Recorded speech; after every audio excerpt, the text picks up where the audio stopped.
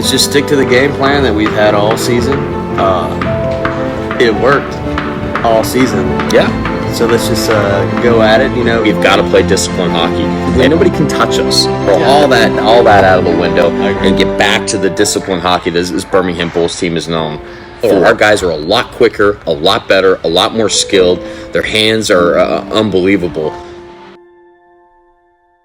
We're strong top to bottom, so I mean, this is 100% of the reason I came back was to compete for a championship and, I mean, win a championship. So, I mean, last year we had some holes in our lineup, and right now I don't see any holes in our lineup going forward, and I think we can beat anyone on any given night. So, I'd say the biggest difference right now from last year to this year is our mobility back there and our consistency. We had a few guys return, and they brought a lot of leadership and confidence in the back end, but just how the D are moving the puck and constantly jumping in the play and shooting, it really helps out offensively. I think we all work well together, and I think probably at least half this team could be playing at the next level, but I think a lot of us choose to stay here and be loyal to this team, and just because we all had the same goal in mind at the end of the season. When I saw the lineup coming back, how many returning forwards we had most of our changes on D. I knew it was going to be a good opportunity for our team to have a good year. Right down the slot, Barber with a shot and a goal! Puck to Johnston, up to Larson. Larson cross ice, shot, score! What a play! Larson cross ice to Simchuk, and he pulls the trigger, and Birmingham takes the 1-0 lead. Last year we kind of put behind us, but we didn't forget it. We knew where we came from and where we wanted to go. Simmer's a great leader. He knows what to say at the right times and when to pipe up, when to get angry. I mean, he battled for us all year last year, and I mean, it's carried into this year, and he's kind of guided the young guys this year and this team to where we are now, and sticking with the path we've been on. And he's a pretty level, cool kind of guy. Never gets too flustered. So I think that kind of sets the tone for everyone in the room. That we just never too high, never too low. Just stay where you need to be and take care of business. Doesn't seem like a chattery guy off the ice, but he knows when to speak up. Simmer's a hard ass, but he's a great guy. Did he share his cookies with you? Oh yeah, I'm the first guy that gets the cookies. He actually did start sharing some cookies and chocolates with me. That was a big day. I think it took till about March, but I got into that goodie bag.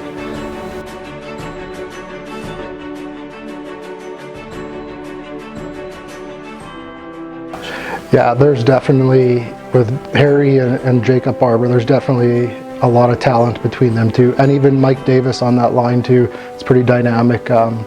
When they're going, watch out, because they're going to score a few goals on you tonight. Yeah, I can't do what I do without them, with everybody on the team. They move me the puck, I give and go. It's not an individual sport, so I can't take all the credit. And I can help provide whatever I can to help the team win. It's just kind of what I look forward to do. And like I always said, even in practice, you kind of get mesmerized watching them with just their skill set. I personally would never want to play with Harry, unless he doesn't pass that much to me. I'm just kidding. I would love to, but I don't think he'd want to play with me.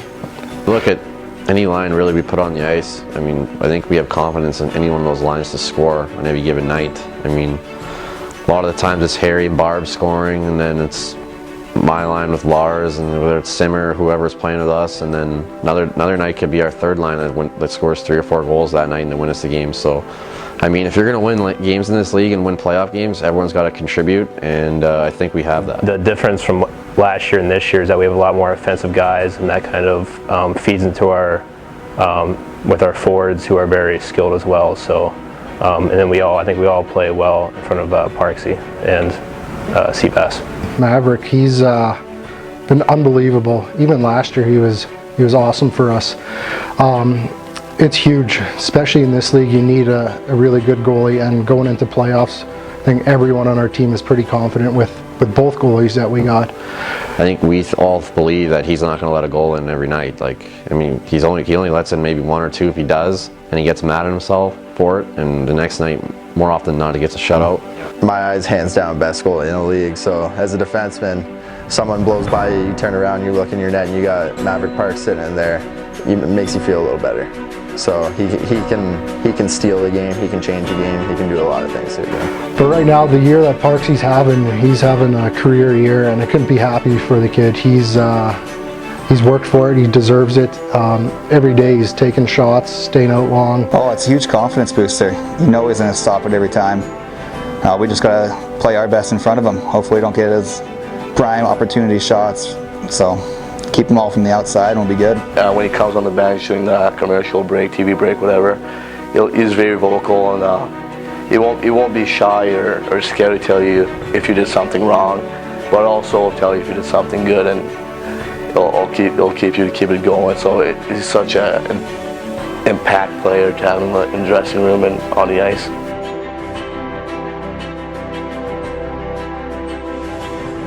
You could go through every one of our defensemen, and the great thing about it is everyone brings something different to the table, and everyone's grown as a player, and not just as a player, but guys in the dressing room. Like, you know, everyone clicks, everyone gets along. You could put any defensive pairing together, and the guys will work well together. I think you just got to kind of play with a bit of an edge.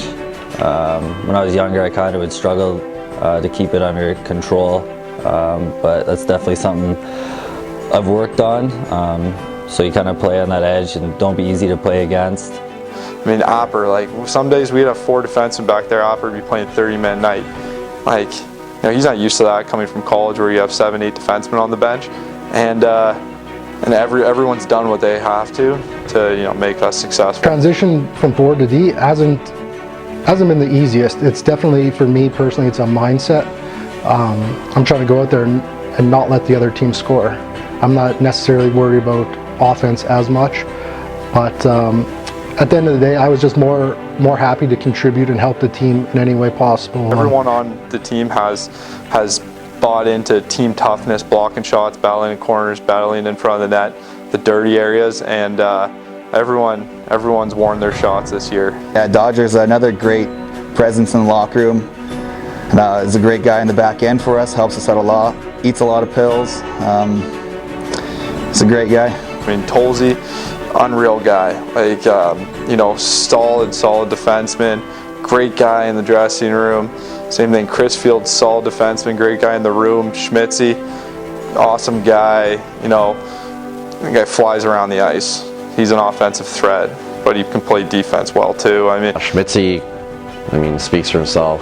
His skating's unbelievable. He's got a good shot. He's been a pleasant surprise for us. He came to tryout camp, I guess, in the summer, and with no expectations of playing hockey this year, just kind of trying to see if he could, and he's been a pleasant surprise. Yeah, I think I played with just about every D we have this year at some point or another, and you can pick any one of them, and they're going to give you guys like Apper and Tolsey, going to give you the confidence you need to that I need to be offensive. That's part of my game.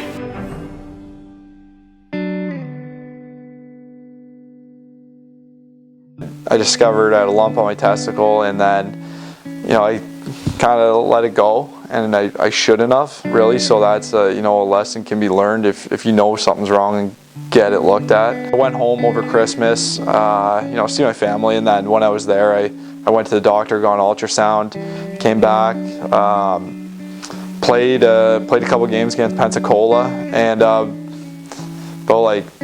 we pulled up to the rink about an hour and a bit before the game, and I had a missed call from the doctor.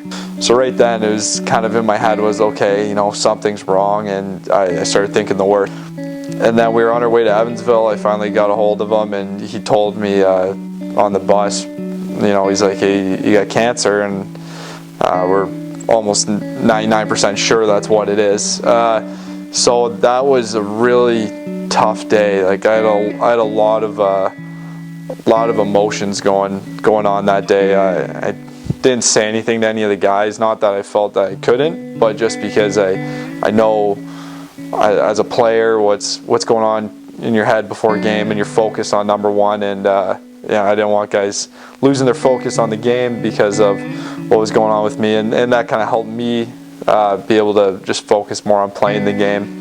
I think first person I told is Fuller, actually, because we were both, he was out of the game with an injury, and then I got thrown out of the game for fighting, for moving a helmet. So I told Fuller, and we had a good chat in the locker room. I mean, when he first told me, I just told him I was there for him, and even when he left, we were probably FaceTiming at least once a week, if not more. So I was in constant contact with him. And then, I guess in the sense it did grow a relationship off the ice, and I can't see it doing anything but help on the ice. Everyone's number one concern was me and my health. It wasn't about the team if we're losing defensemen. It was about me as a person. Yeah, the online auction that we put on, I'm not exactly sure how it came to be. I know I met with Hicksy and some of the older guys, Josh Harris and Taylor Dickin, a few times, and we just felt that we wanted to do something in his name and honor him and show him how much respect that he's got from us, and that we got his back no matter what. I got with David Kuntz, our media guy, who's helped us tremendously in organizing everything, and we just collaborated a few times or said, let's get some items, let's get some things that are unique to not just hockey but sports in Birmingham. The whole team is just incredible guys. It's like Simmer stepping up, Parksy, donated his jersey from the OHL, and so many people obviously around the community and other guys on the team donate stuff. Guys are golfing, donate sticks. It's an amazing feeling to know that the guys always got your back. We got these items collected, and we posted it online through the SPHL, through just Facebook. I believe our ground total is around $8,200, and that's just unbelievable. There was so much support from fans, not only in Birmingham but all over the SPHL. People, donations back home in Canada. It was amazing to see everyone come together. Yeah, that meant a lot to me. Fortunately for me, it hadn't spread, and I met people that weren't lucky enough to be in that circumstance. It was really hard being at the hospital, and the appointments, the ups and downs of not knowing exactly what's going on with your body. It weighs a lot on your mind. So it was a tough thing, but love and support, my teammates, my family, and the fans, it really helped me get through a hard time. And now it's just for me, it's about looking forward to the next big goal that we're going to accomplish this season. Yeah, well, I mean, Dodger's one of the original starting members last year with the Bulls, and so he's been here for a long time. And what he's been through just shows the amount of strength that he has, and he kind of brings that strength and kind of gives us all more strength together as a team, and just kind of inspires us. I mean, when he left and you're kind of looking around, and I started to realize, like, hey, you know what? I'm now the oldest guy. I've got the most games played. I'm going to have to step up into a leadership role that I haven't yet stepped into. Yeah, Matt Fuller, he's been tremendous for us this year. Matt was one of the ones that really stepped his game up.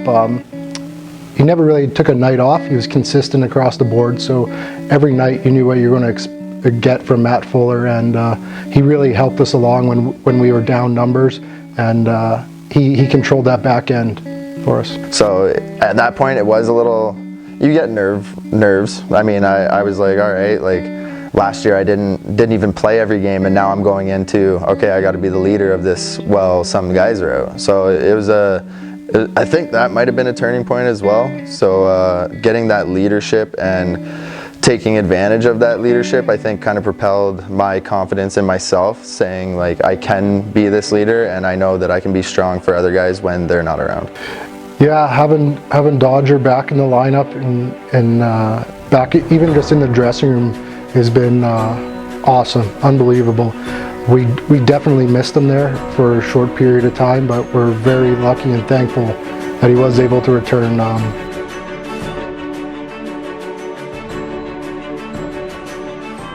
Yeah, so in the beginning of the year, we came up with an idea how to consequences on whoever loses in a shootout every week. And we made a wheel, and whoever loses spins it. And there's been a couple sock puppets, spray tans. You got to clean the locker room, a couple simple, easy things for the losers. But I think the highlight of it is spray tans. A couple Oompa Loompas going around.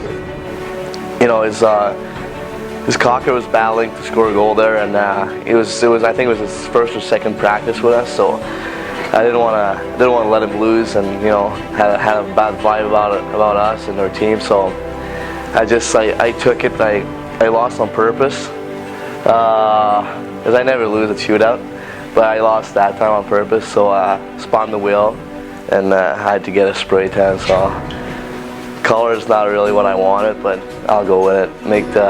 Made the boys happy. If the boys are happy, I'm happy. Tell us about the sock puppet. The sock. Sock puppet? It's just a sock. It has a face on it. It's a little puppet. You gotta change your voice, and whenever someone interacts with you, you gotta change your voice, and it's a puppet talking, not you. So. A demonstration. Too bad I don't have the puppet with me, but fine. You can just use your hand. My voice was. What was my voice? It was low and grindy. It was like, "Hey David, how you doing?" It was something like that. So it was at dinner. Boys loved it.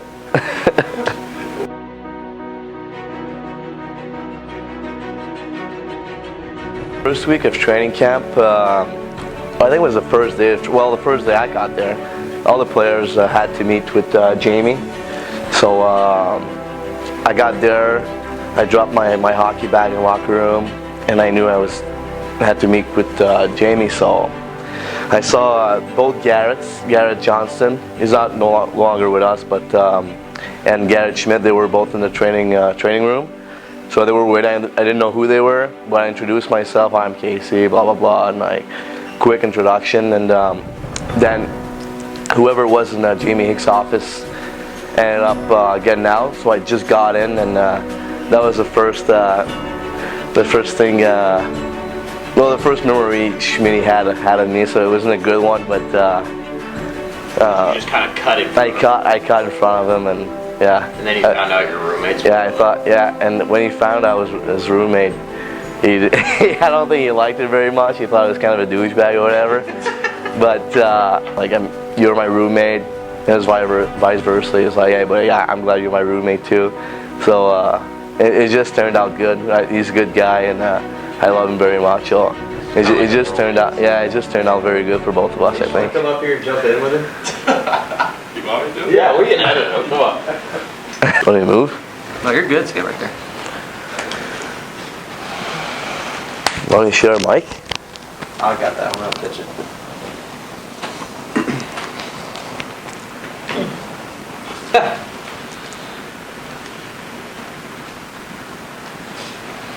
Don't like, you're taller than me. Scooch back, scoot. You're good. No, yeah, go like that. What's it like to have Casey on this team, and what does that mean? I mean, obviously you're a very strong defenseman. He's an aggressive forward. What's that relationship like on the ice? It's awesome. A couple weekends ago when we were at Evansville, I got hit in the head pretty hard, and before I think it was Hatcher even knew what was happening, Casey was on him. He's one of those guys that'll do whatever he needs to do for the team. And in the locker room, he's always keeping it light. Obviously he's serious when he needs to be, but when it doesn't have to be serious, he knows how to make the boys laugh. Yeah.